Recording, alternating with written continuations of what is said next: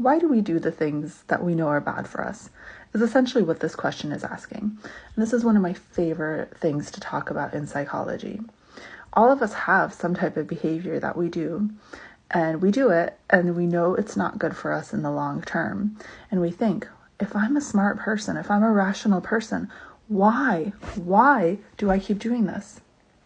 There's actually a really good reason for this, and it's kind of like a multivariate reason. So I'm going to talk about like the different ways that this happens, and hopefully in me talking about the way that this happens, you'll gain more understanding, and then you'll understand kind of like the root cause of this better, and then you'll be able to change it, because willpower will not change this behavior. Willpower is exhaustible. So a lot of times when you kind of fall into this chocolate chip trap or chocolate chip cookie trap, it's in the evening when your willpower is exhausted, after a hard day when your willpower is exhausted. So if you rely on willpower, it's not going to work out. Oh, quick visit from my cat. Hello. So the reason that we want chocolate chip cookies, even if we think that they're bad for us, maybe they don't make us feel good, whatever, is because it serves a purpose for us in that moment. So imagine I come home after a long day of work. I'm tired. I'm overwhelmed. Maybe I haven't really felt any of my emotions. So I'm kind of like, emotionally burdened. And I really want to feel better. Like, that's one of the drives of humans. We want to feel good. We don't want to feel bad. And one of the quick ways to feel less tired and to soothe my negative emotions is to eat chocolate chip cookies, because that sugar, fat, carbohydrate combination often will give you a quick boost of energy and also increase serotonin production. The sugar-fat combination will do that, especially the carbohydrate. Carbohydrate is directly linked with serotonin. That's why a lot of our comfort foods are very high in carbohydrate. So I'm going to do that, and then I'll feel better for maybe a few minutes, maybe an hour, who knows, depends the type of person I am. So that served a purpose for me. I ate those chocolate chip cookies, I felt better in the moment. And the reason that we often kind of like feel like the next day that we're like, why did I do that?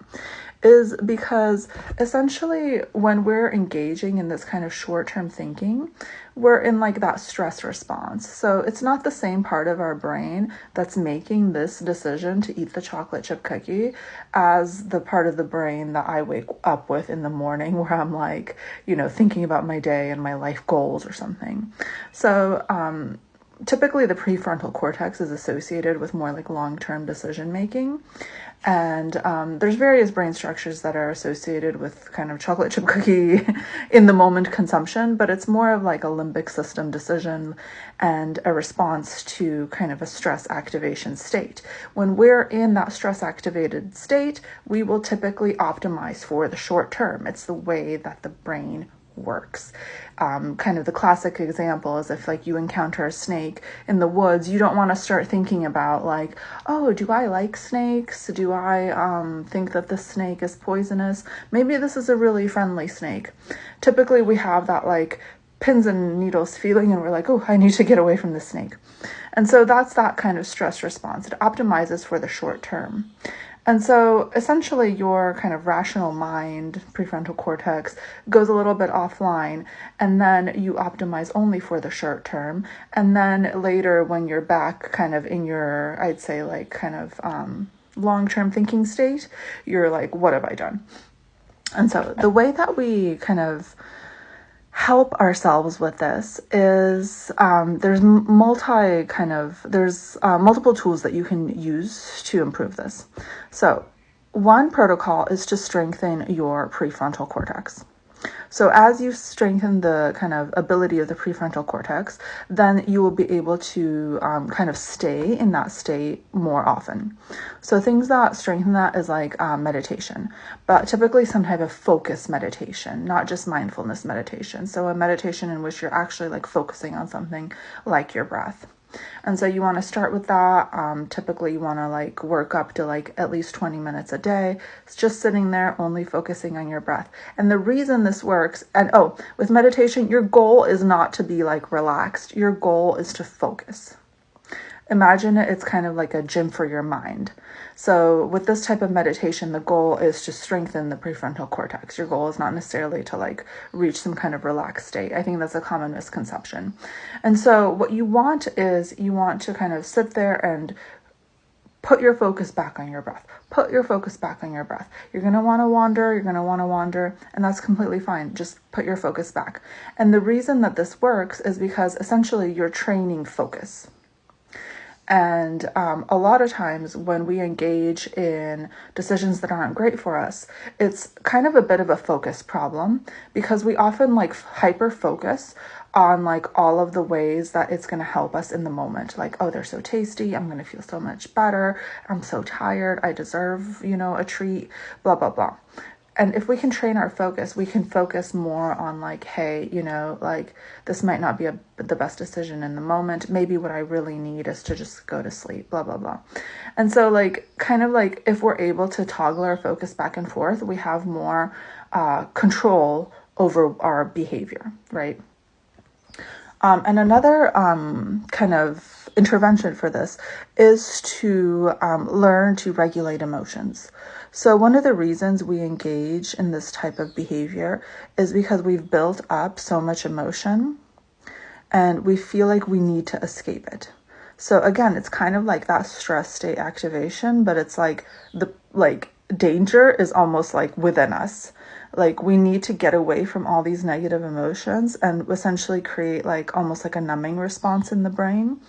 And that's one of the reasons we kind of tend to eat like high sugar, high fat food in like kind of like, I don't know, maybe kind of like I was going to say like frantic way, but like it's in a way that isn't necessarily related just to hunger. It's related to like this need to numb the emotional response.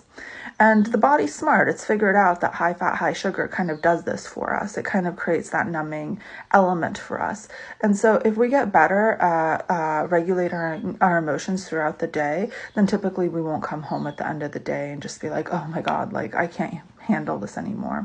And what that really means is learning to actually feel emotions on purpose. So typically what we want to do is whenever we feel something negative, we want to like suppress it and get away from it, like run away from it. And if you think about it, that's like very similar to that like stress dynamic of the snake that I talked about previously. And so whenever we think we need to get away from something, we imagine it as dangerous. And so we actually want to learn to feel the emotions on purpose. And then if we actually approach the emotions and we want to like kind of like be in them, they actually dissipate faster and we can kind of get on with our lives sooner. And then it also trains our brain like, hey, I'm someone that's strong enough to deal with this stuff. Like I don't need to run away from it.